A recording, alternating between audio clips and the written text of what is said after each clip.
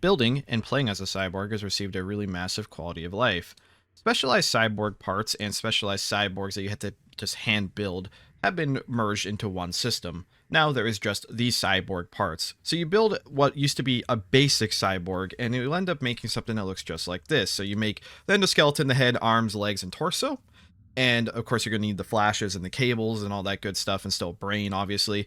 And you could turn it into what just looks like a normal, what used to be the generic cyborg. So when the cyborg player gets control of the cyborg, this also affects round start cyborgs, by the way. You will start as this default frame. You have the option to pick between all 6 chassis types. So it is now in the player's ballpark to decide what type of cyborg they want to be. You don't have to go beg science to make you into a certain borg. You can just pick what type of borg you want. And you'll even start off with the basic modules of those respective types to do your job immediately. For example, if I pick an engineering cyborg, I will automatically come with the tools module. I will come with the basic building module, which is steel, glass, rods, and floor tiles. You'll also come with an RCD module, and you'll come with the cable modules. So you are basically a fully functioning engineering cyborg that would have taken a scientist dozens of minutes to help set up beforehand, or at least have already preemptively set this up for you. It is a massive quality of life and boon for cyborg players and scientists. More work continues on the wizard antagonist. The spell Ethereal Jaunt has been added. It is under utility spells. None of this is actually really available in-game, but you can mess with it. For 2 whiz coins, you can purchase the Ethereal Jaunt, and the Ethereal Jaunt is melt into ethereal plane for a quick getaway.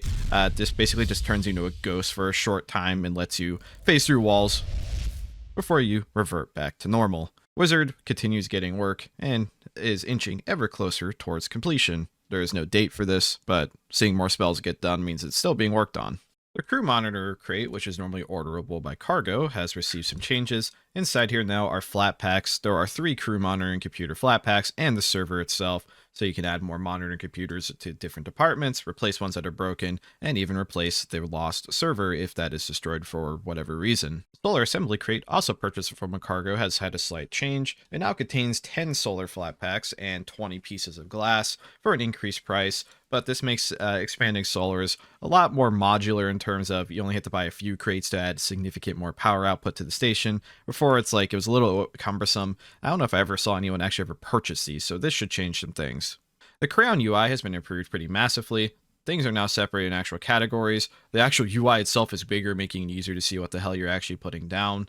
Overall, really nice for anyone who wants to do some graffiti, some art, or something in between. You can now microwave inert meat anomaly cores for questionably sourced meat products. New Atmos device referred to as gas pipe sensors have been added. All it does is reports on the status of gas in the attached pipe network. So for example, I have this one hooked up to a distro network. You can connect it to an air alarm if you're building one on your own, so you can actually see the sensors.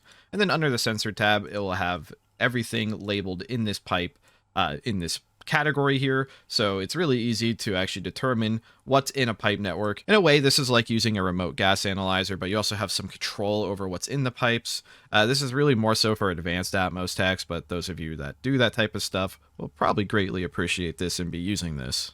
Tesla and singularity generators must now actually be inside containment fields before the particle accelerator will activate them.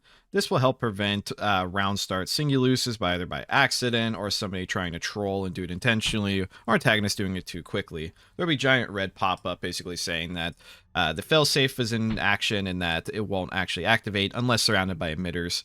It's pretty simple. You can emag the generator to skip this though if you are an antagonist who has an emag. Upon reaching a critically injured state, you can no longer instantly succumb to your wounds with the succumb action. You must now wait 10 seconds.